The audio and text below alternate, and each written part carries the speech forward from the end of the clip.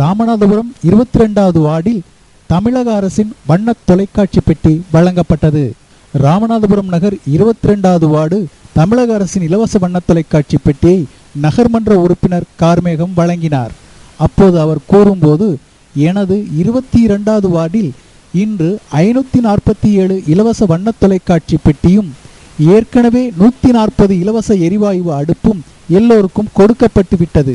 மேலும் நாளை 25/11/2010 அன்று கலைஞர் காப்பீட்டு திட்ட அடையாள அட்டை 22வது வார்டு மக்களுக்கு அளிக்கப்பட உள்ளது.